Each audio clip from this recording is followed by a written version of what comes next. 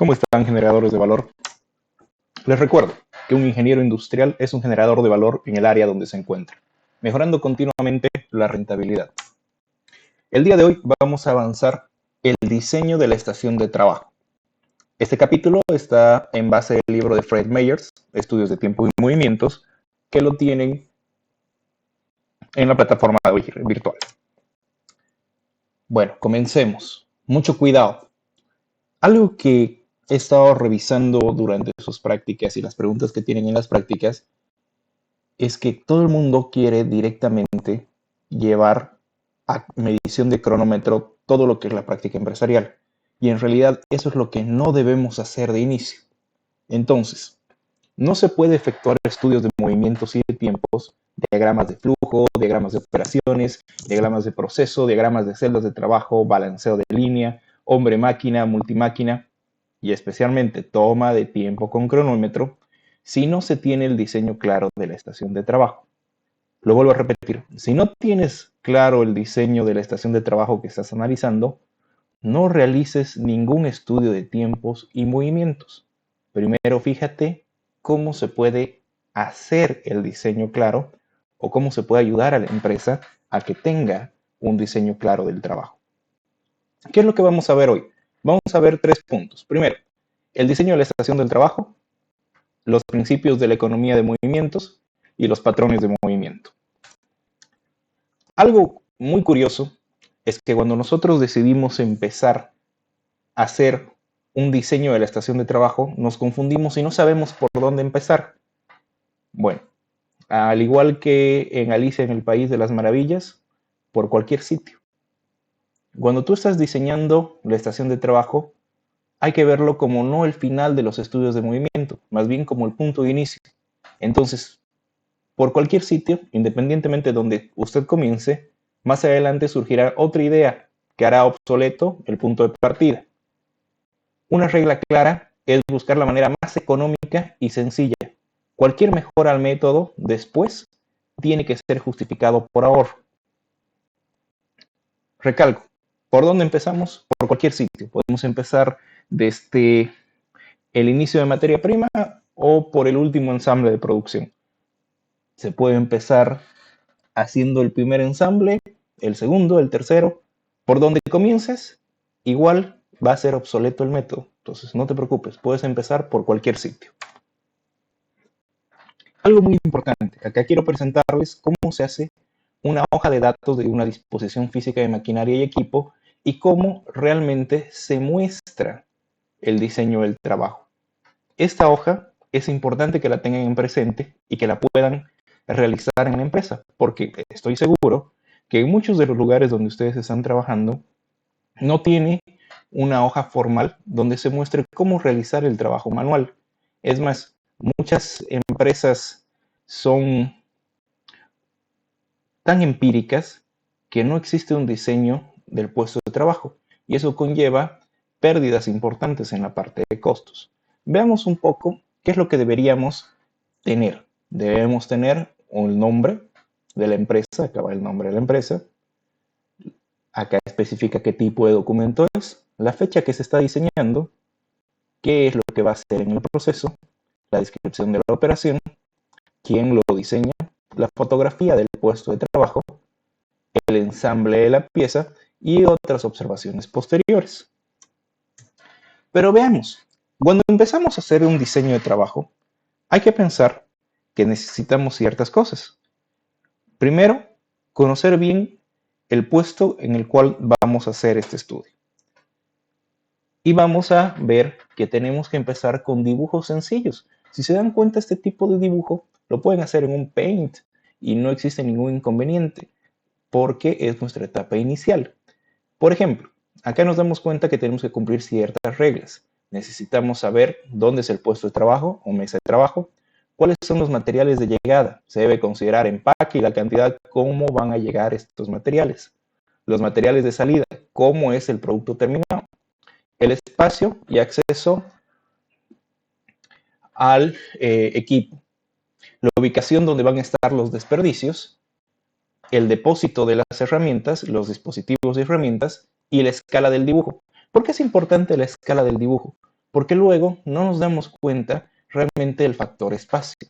Se van a dar cuenta que más adelante, cuando llevemos un poco sobre ergonomía, existen espacios destinados para cada cosa para que el trabajo sea mucho más estándar.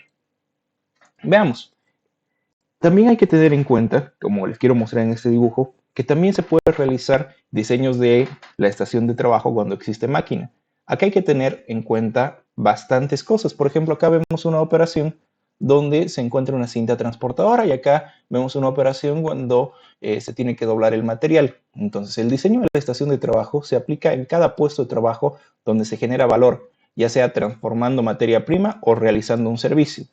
Esta especificación también se puede hacer en servicios, tanto atención de caja, contabilidad, administración o en alguna función específica en almacén. Algo que se tiene que conocer y es importante es saber cuál es el producto o el servicio antes de diseñar el puesto de trabajo. ¿Cuáles van a ser los parámetros de calidad? ¿Cuál es el parámetro de calidad por el cual se genera valor? Los datos de producción que se necesitan, que esto ya sería la demanda, en unidades, en litros, en kilos, en metros cuadrados, en quintales, en arrobas, en lo que está acostumbrada la empresa a trabajar. Se tiene que conocer la capacidad de la máquina. Si se diseña por primera vez, escoger lo que mejor se acomode a la demanda de todo lo que existe en el mercado, porque escoger maquinaria igual es un trabajo distinto. Y acuérdense siempre de utilizar el factor del 65% de eficiencia de máquina. A partir de ese factor van a poder diseñar apropiadamente el puesto de trabajo. Consideraciones importantes en la práctica. Quiero que se den cuenta que cuando nosotros hacemos un diseño del puesto de trabajo, no se trata de enseñar o corregir al operario que va mucho tiempo en una empresa, o creer que se sabe más que el operario. En realidad se trata de planificar y diseñar profesionalmente un puesto de trabajo. Si esto lo llevaríamos a otro tipo de ingeniería y estaríamos hablando, por ejemplo, de una ingeniería civil, no se trata de que el albañil sepa con cuántas bolsas mezclar el agua y para construir una pared, sino se trata que un cálculo estructuralista te ha dicho específicamente cuántas bolsas necesitas para construir una pared. El albañil puede tener mucha capacidad y mucha experiencia, pero no es el cálculo estructural requerido. Va a lo mismo. Nosotros tenemos que hacer una planificación y diseñar profesionalmente el puesto de trabajo y sobre eso tenerlo en cuenta que es una propuesta. Algo importante, su diseño, si se realiza y es bueno, tiene que durar por lo menos un año. Si dura más que eso, hay algo que está mal y se tiene que mejorar. Todo lo que dure más de un año se tiene que cambiar y mejorar. Y es algo importante y es algo en lo que ustedes tienen que estar en constante búsqueda. Mejorar los anteriores diseños. Ahora, quiero que se den cuenta. El primer paso siempre va a ser una propuesta de diseño y según lo que existe una aprobación, se puede realizar una prueba piloto o sugerir una piloto a gerencia. Pero tienen que tener en cuenta que tanto la ejecución y la aprobación los realiza el operario y gerencia.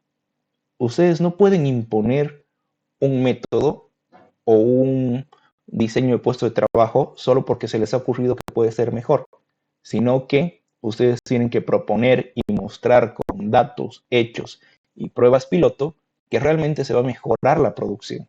Y a partir de que se mejore la producción, hacer los cambios de manera gradual. En otras palabras, ejecutar. Bueno, pasemos a la siguiente etapa. Para hacer un diseño de un puesto de trabajo nos tenemos que basar en los principios de la economía de movimientos. ¿Y qué nos dice los principios de la economía de movimientos? Nos dice que tenemos que utilizar eficacia, hacer el trabajo, y eficiencia, hacerlo bien, con la mínima cantidad de recursos. Entonces, cualquier diseño que nosotros creemos tienen que ser eficaces y eficientes. Hacer un trabajo innecesario es malo, pero hacer eficientemente un trabajo es inútil. Quiero que se den cuenta de este argumento. Hacer un trabajo innecesario es malo, pero hacer eficientemente un trabajo inútil es peor. Si se dan cuenta en esta fotografía, puede verse que existen un montón de documentos, que posiblemente el operador de acá los trabaja muy eficientemente, pero si esos documentos nunca llegan a ser revisados o no sirven para tomar ninguna decisión, es un trabajo eficiente e inútil, y en realidad eso se traduce en un gasto que no produce valor. Acá, si vemos a este hombre, que fue condenado por los dioses según la mitología, a subir una roca hasta la punta y finalizando el día la roca iba a bajar de nuevo.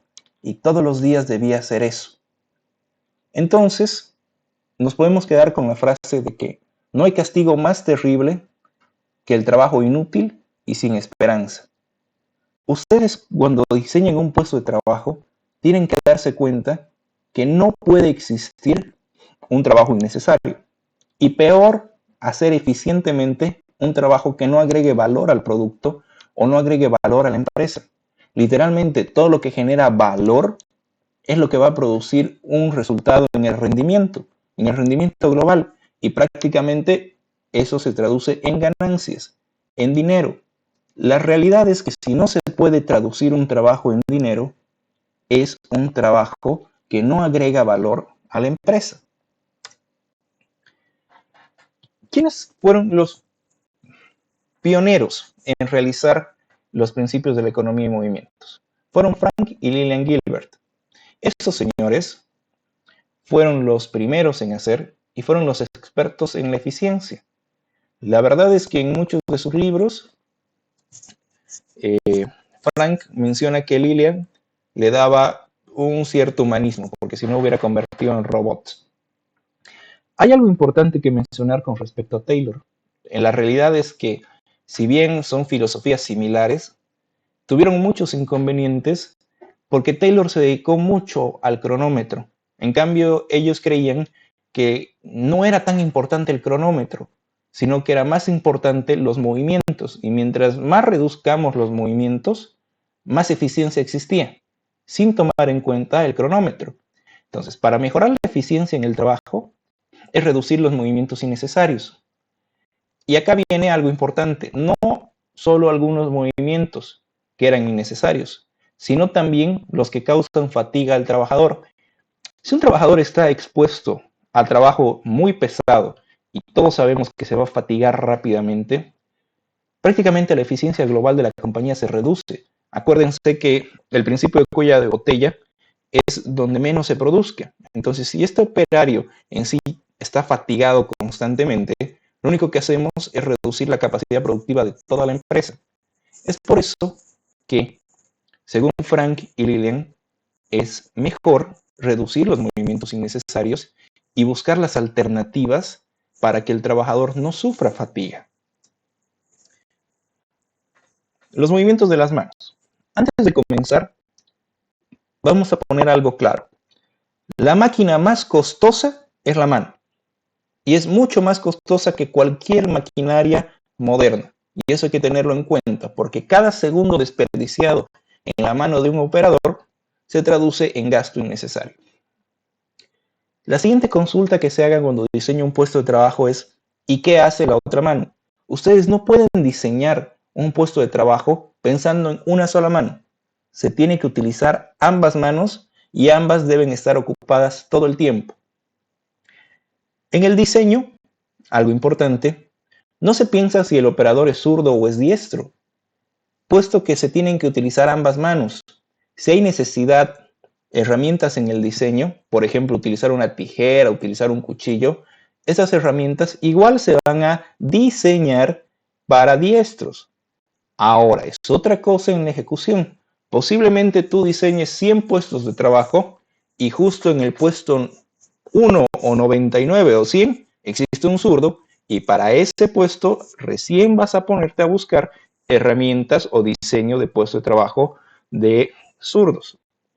Pero para el 99% de los otros casos has utilizado el diseño para diestros. Es por eso que un diseño de puesto de trabajo se hace específicamente para diestros y luego en la ejecución se puede adaptar para zurdos. Lo primero que hay que tener en cuenta son los factores para utilizar el cuerpo. Entonces, esta parte de la economía de movimientos lo dividimos en tres partes. Utilizar el cuerpo humano. Lo primero, y algo importante, es que las dos manos deben comenzar y completar sus movimientos a la vez. ¿Qué significa? No puedo hacer que trabaje una mano, luego trabaje otra. O sea, no hay intermitencia. Ambas manos trabajan a la vez. Nunca debe haber inactivas las dos manos, excepto cuando existan periodos de descanso. Si en algún momento tú diseñas un puesto de trabajo haciendo que las dos manos paren, es que estás generando un puesto de trabajo ineficiente. Lo que hay que buscar siempre es que las dos manos estén ocupadas y en ningún momento estén inactivas o estén intermitentes. Los movimientos de los brazos deben realizarse simultáneamente y en direcciones opuestas y simétricas. ¿A qué se refiere? Yo no puedo, a no ser que el objeto sea demasiado pesado, utilizar las dos manos para sujetar algo y moverlo de un lado a otro. En realidad, si estoy haciendo un ensamble o estoy trabajando en una computadora, estoy utilizando las dos manos de forma distante y opuesta. Por ejemplo, cuando ustedes escriben en la computadora, normalmente ustedes tienen la mano izquierda en las teclas A, S, D, F, G, mientras la mano derecha tienen Ñ, L, K, J, H, ¿verdad? Entonces, literalmente, ustedes siguen estos principios al escribir en el teclado, si es que escriben con los 10 dedos, y está pensado para optimizar los tiempos. Lo mismo sucede en un puesto de trabajo. Ustedes tienen que diseñar las cosas para que ambos brazos trabajen simultáneamente, pero que estén en sentidos opuestos, no pueden ir al mismo lado. Se debe aprovechar el impulso cuando favorece al obrero, pero debe reducirse al mínimo cuando contrarresta el esfuerzo muscular. Por ejemplo, tener que lanzar 20 kilos hacia arriba te conlleva un esfuerzo y ese esfuerzo se traduce en fatiga. El trabajador va a poder lanzar durante la primera hora espectacularmente unas 50 bolsas. Luego va a reducir su capacidad. Y muy probable que si no tiene las herramientas de seguridad y los recursos de seguridad, tengas a un trabajador lesionado de columna y con una hernia de disco. Entonces, ese tipo de diseño de trabajo es erróneo porque estamos haciendo uso malo de la gravedad. Pero, por ejemplo, si al trabajador le cae en una bandeja de rodillos los 20 kilos, el trabajador se facilita y estamos ayudando a que pueda aumentar la velocidad de trabajo. Entonces, hay que pensar mucho que cualquier cosa o fuerza que vaya en contra del trabajo se tiene que eliminar. Y una de las primeras fuerzas de las cuales más bien hay que aprovecharnos es de la gravedad. Siguiente, utilizar movimientos continuos y curvos en lugar de movimientos rectos y bruscos. Cuando tú utilizas movimientos rectos y bruscos como agarrar algo frente tuyo, en realidad utilizas demasiados músculos y no genera una naturalidad en un trabajo continuo. La idea es que el trabajo sea curvo. Eso quiere decir que ambas manos se van moviendo en semicírculos buscando la adaptación del trabajo. Algo importante es el ritmo. Tiene que ser una ejecución suave y automática. No puede existir un ritmo de trabajo forzado o no puede existir un diseño que fuerce el ritmo de trabajo. En realidad, la ejecución que más adelante vamos a ver te va a dar un ritmo a medida que tu diseño esté bien diseñado. Se tiene que tener un mínimo de movimientos controlados y restringidos. Un movimiento controlado es cuando yo hago una inspección. Por ejemplo, si es que yo voy a atornillar algo, tomo mi tiempo a ver si está sujeto o no el tornillo. Ese tipo de movimientos controlados tienen que ser muy pequeños y tiene que realmente pensarse mucho en que si el factor es seguridad en el diseño o calidad del producto. Porque si no va a calidad del producto ni seguridad del diseño, no es necesario hacerlo. Y van a ver que en ese punto se reduce un montón de costos si es que quitamos movimientos controlados. Normalmente, cuando no existe un diseño de trabajo profesional y en realidad ha existido un diseño empírico, hay un montón de movimientos controlados o restringidos. Y son estos a los cuales vamos a ir atacando poco a poco. El lugar de trabajo tiene que estar dispuesto de modo que los ojos se muevan dentro de los límites. Si el trabajador tiene que girar la cabeza o cambiar su enfoque, es perder el tiempo. Y normalmente cuando existe este tipo de pérdida de tiempo, no se nota mucho porque son segundos o milisegundos. Pero cuando tienes una producción en línea, esos segundos, finalizando el mes, se vuelven horas. Finalizando el año, se vuelven meses. Pasado 10 años, se vuelven años. Entonces, literalmente sí es importante. Es importante tener un foco visual apropiado y diseñar el trabajo para que no sea posible girar la cabeza para no perder el tiempo. Continuemos. Entonces, definamos un poquito más el área de trabajo. El área de trabajo la vamos a definir en dos partes. Primero, el área normal del trabajo, que si pueden ver en esta figura, vemos cómo el área normal es cómo alcanzan los brazos libres sin ningún tipo de estiramiento. Es más, ahí se ve que el trabajador tiene los codos doblados. Como podemos ver, esa es la principal área normal de trabajo. Es ahí donde debería efectuarse por lo menos el 60% de la operación. Siguiente, área máximo de trabajo. El área máximo de trabajo son las manos extendidas completamente y es hasta ahí donde tiene que alcanzar su puesto de trabajo. Normalmente esta área máxima de trabajo está para alcanzar algunos objetos que vengan a ser parte del ensamblado o del trabajo en sí, pero son algunos objetos. La mayoría de los objetos está dentro del área normal de trabajo. Por ejemplo, si estamos haciendo una microplaca, normalmente todos los componentes como capacitores, resistencias y microchips se van a encontrar en el área normal de trabajo, mientras que posiblemente las placas se encuentren en el área máxima, ya que para hacer una placa yo requiero una placa y muchos componentes. Inversamente proporcional, si es que yo diseñaría el trabajo y pondría la placa cerca y todo el montón de componentes alrededor, estoy generando un tiempo desperdiciado. La realidad es que yo tengo que poner los muchos componentes cerca y la placa distante porque la estoy utilizando una vez en cada operación. Como les decía del movimiento controlado y restringido, hay algo que tiene que ir a eliminarlo. Y el único motivo para que exista es que ayude a la seguridad del producto o a la calidad del producto. Muchas veces la calidad del producto tiene que definir una ventaja competitiva y sobre todo la ganancia de valor. Si es una calidad del producto que no genera una ventaja competitiva o generación del valor, se debería cuestionar si es que realmente se tiene que hacer ese movimiento o no. Continuemos. Les hablaba sobre los movimientos continuos y que deberían ser curvos y naturales. Acá podemos ver un gráfico de cómo en este proceso se va ensamblando, acaban las distancias cortas, como ven. En la mano derecha e izquierda ambos sacan la tuerca, luego sacan la otra parte, luego hacen el perno y todo el rato se dan cuenta que ambas manos siguen un recorrido curvo y natural. En función a estos recorridos curvos y naturales es donde se genera ganancia de tiempo. Yo no podría hacer un diseño donde la mano derecha vaya recta, la mano izquierda también, por lo cual voy a perder tiempo. Ya han comprobado, especialmente Gilbert, con una cámara lenta de 1000 fotografías por minuto, donde los movimientos rectos eran 40% más lentos que los movimientos curvos. Entonces es por eso que los movimientos tienen que ser curvos constantemente. Siguiente punto, la localización de las piezas. Tienen que darse cuenta que tiene que existir un lugar fijo para todo lo que se necesita.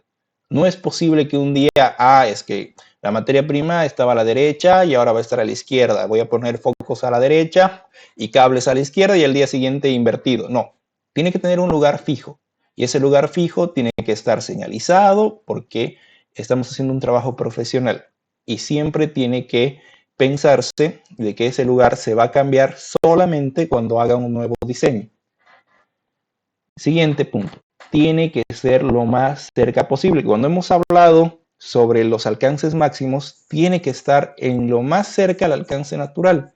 Un alcance máximo solo se tiene que dar cuando existan objetos que voy a utilizar una vez en el ensamblado, una vez en el puesto de trabajo. Eso sucede lo mismo en la oficina, en la parte de soldadura, en la parte de servicios.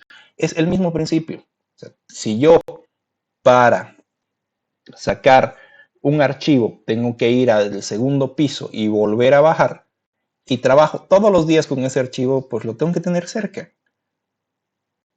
Igual, si es que hay un documento donde yo tengo que firmar constantemente y no está en mi escritorio, yo me tengo que trasladar a firmar todos los días hasta el quinto piso, hay algo que está mal.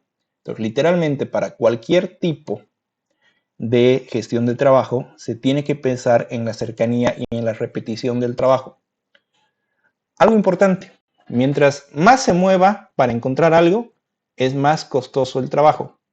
Ejemplo, normalmente en las envasadoras sucede que la bobina donde están los envases se desgasta. Entonces paran la maquinaria y empiezan a correr hasta el almacén de insumos a sacar bobina.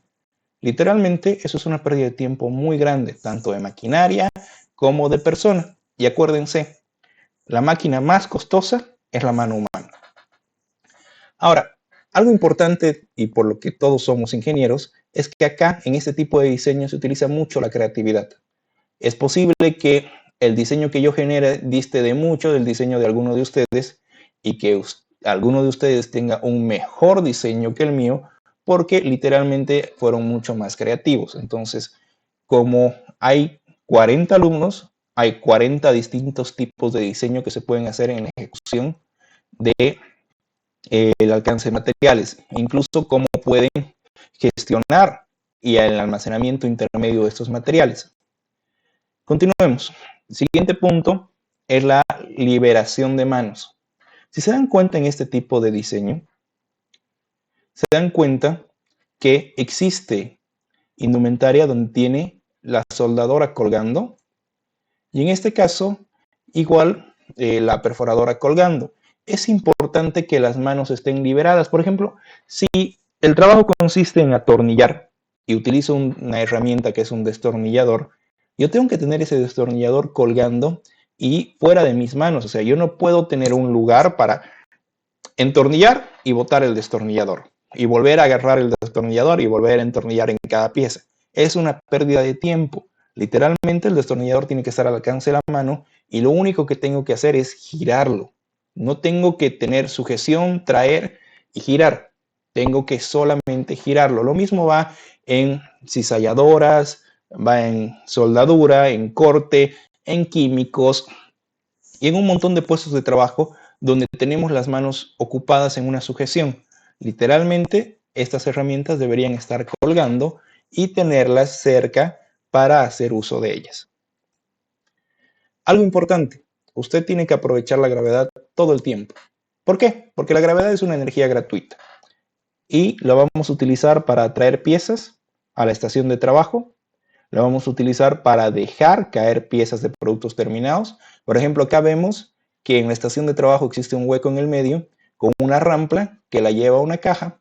Después un trabajador pasa y se lleva las cajas y no molesta a nada en el trabajo que está realizando.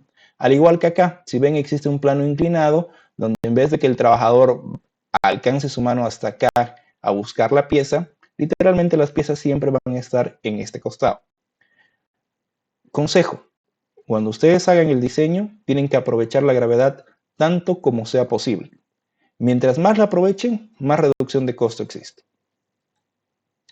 Por último, y no menos importante, ya que siempre hay que tener en consideración la ergonomía.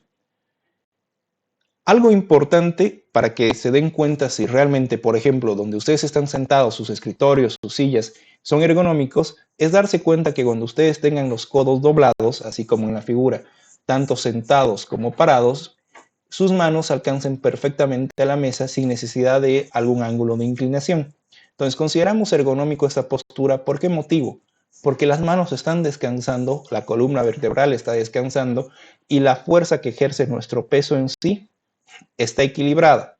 Pero ¿qué sucede si nosotros tuviéramos la bandeja muy por encima, va a ocurrir fatiga. Si la tenemos muy por abajo, va a ocurrir fatiga y posiblemente un daño cervical. Es lo mismo con las sillas.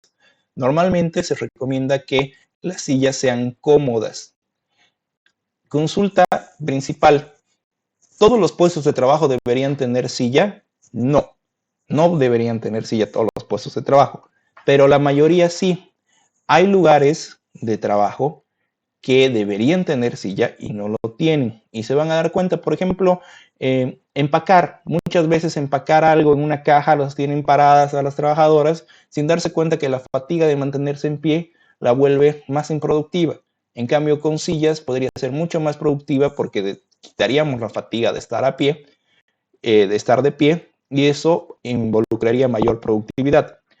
Entonces, si ustedes hacen una contraposición de costos de mayor productividad versus compras de silla, se van a dar cuenta que la compra de silla es la mejor inversión que se puede tener cuando el trabajo amerita mucha repetición estando de pie.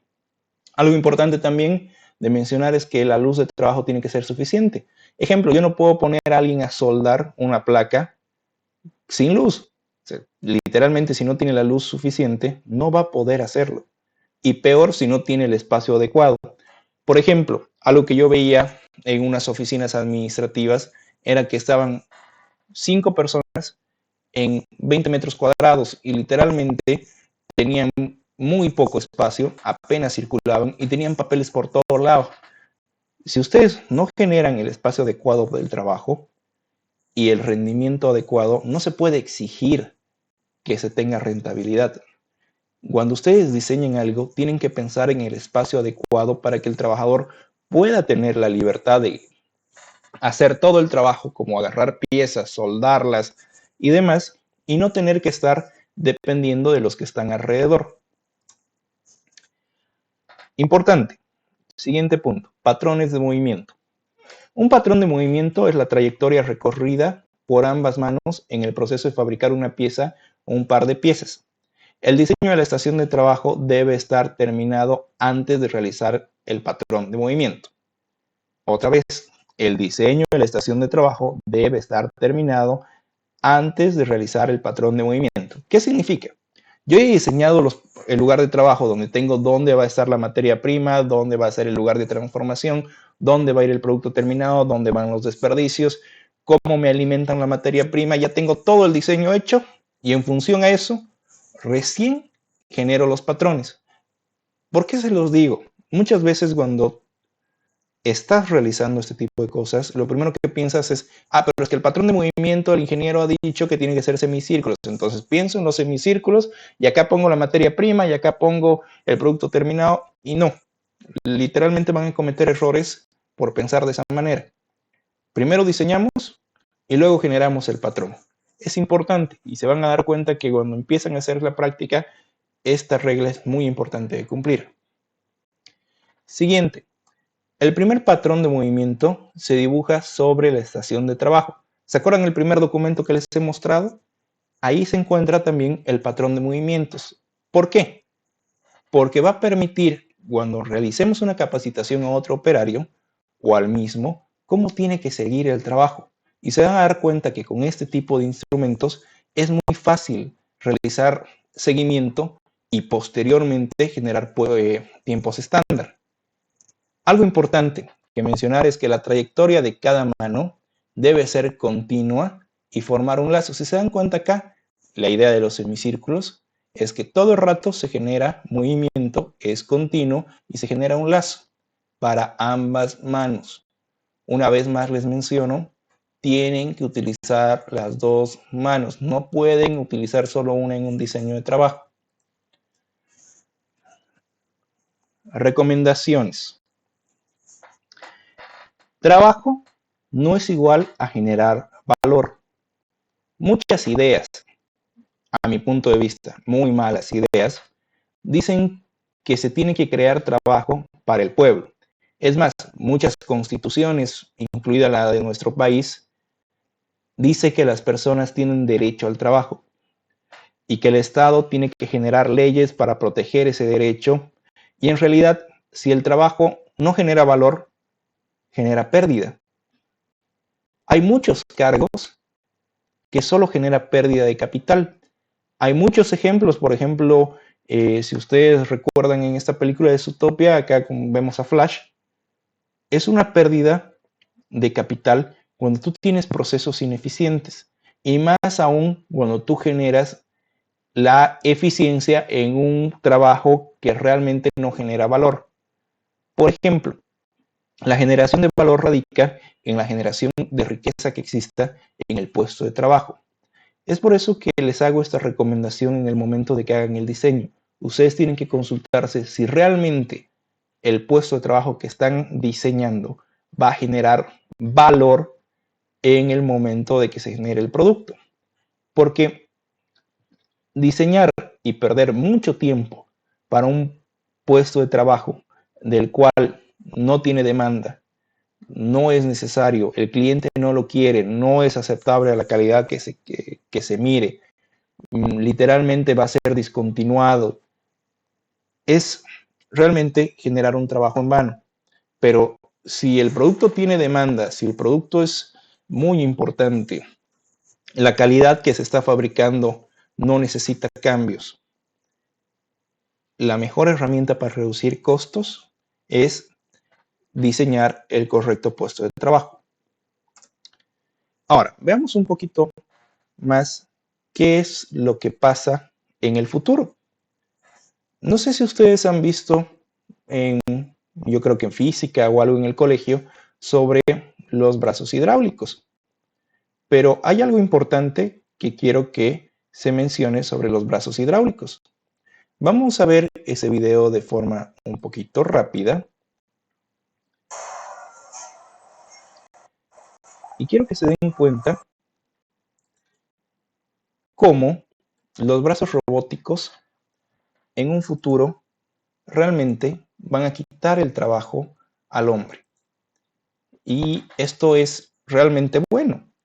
¿Por qué? Porque es realmente bueno que el trabajo del hombre sea reemplazado por máquinas.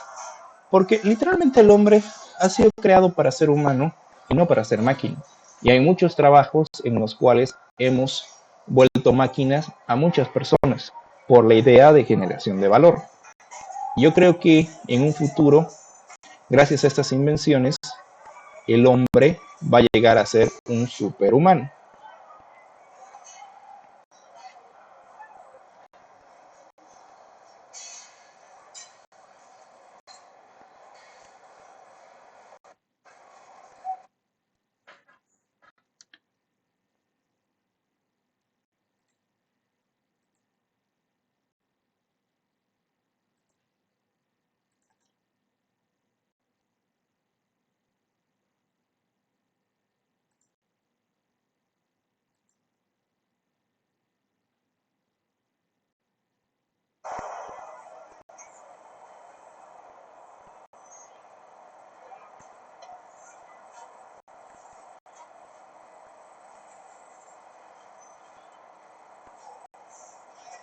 Bueno, ustedes se preguntarán, pero ingeniero, si el futuro tan cercano, es más, esa es la planta actual de BMW, ya no necesita personas, ¿por qué voy a estudiar para aprender diseño de la estación de trabajo?